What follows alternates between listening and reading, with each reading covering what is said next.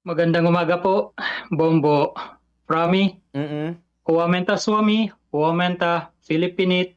Magandang umaga po sa lahat ng mga tagapakinig at taga-viewers, Yes po. followers, subscribers ng Bombo Radio, Dagupan.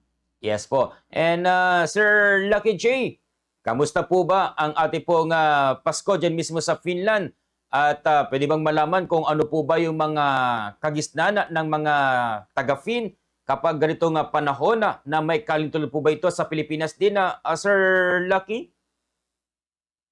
Yes po, sir. Bale po ngayon po ay sobrang ginaw po dito ngayon sa Finland. Nagne-negative degrees po ang aming temperatura at Mm. ayun, damang-dama na rin po ang Pasko dito. Kaliwat kanan na po ang tinatawag nilang Pico Yolo o yung tinatawag nilang celebration, Christmas party po dito sa Finland po. Okay. Kapag tinawag mong mga taga-Finland, di ba mga mixed culture or Roman Catholic din ang dominante dyan Sir J? Bale, konti lang po yung Roman Catholic dito, sir. Pero may ibang branches po ng Christianity po dito, sir. Like Orthodox, Lutheran, ganun po. Alright. Pero sa ngayon, may mga simbang gabi ba dyan? Di kagaya dito sa Pilipinas na talagang ito yung isinasagawa natin. Simbang gabi na tipong mga Romano Katoliko. And dyan ba, kamusta? Nilang simbang gabi, talagang nagiging makulay ba ang Finland kapag ganito nga panahon? Okay po. Bale po ang simbang gabi, wala pong simbang gabi dito, sir. Mm. Pero sa Helsinki po, sa main city, sa city capital, doon po mayroong simbang gabi and mga Filipino po doon na nakatira.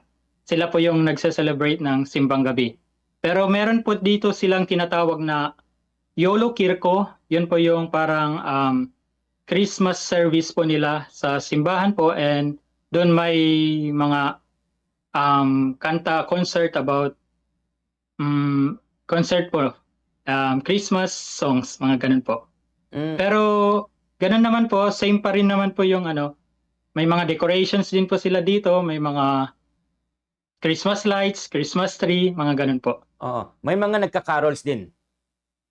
Sa ngayon ba, Sir Lucky, ano yung nakikita mo na ginagawa ng mga Finnish na hindi nagagawa po ng mga Pilipino? Or I mean, may something different po ba na, oops, parang wala to sa Pinoy May ganyan ba na nakikita mo or na obserbahan na Sir Lucky? Yes po, sir. Bale, dito during Christmas Eve, YOLO Atto, sabi nila, meron din sila ginagawa dito na YOLO sauna, yung mga family pumupunta ng sauna po, ganun. Mm. And aside from that, si YOLO Pokki bumibisita po sa bahay-bahay. YOLO Pokki po si Santa Claus po nila dito. Yun ang tawag And po nila, no? then, yun po. Para sa mga bata po, meron silang tinatawag dito na YOLO Calendary. Parang ganito po, papakita ko po. Ganito po. Box po siya. Ah, Tapos sa loob po ng box, meron pong date po from December 1 hanggang December 24 po. mm. So yung mga bata, mag-start silang buksan yung per box po. Mm. Mag-start po ng, of course, December 1, tapos sunod-sunod na po hanggang December 24 po.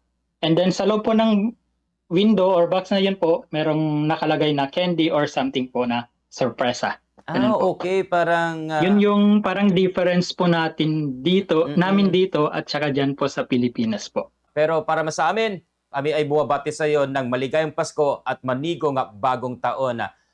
Sir Lucky, mag-ingat ka lagi dyan. Maraming salamat. Any message sa ating mga kababayan, lalo na po yung mga kababayan natin na nasa ibayong dagat na andyan, nakasama ang trabaho na imbes naman dito sa Pilipinas.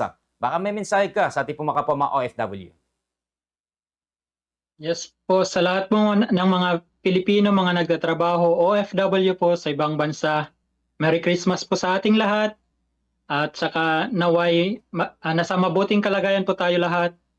And sa lahat po naman po sa Pilipinas, mula po dito sa happiest country in the world, sa napakalamig na bansa.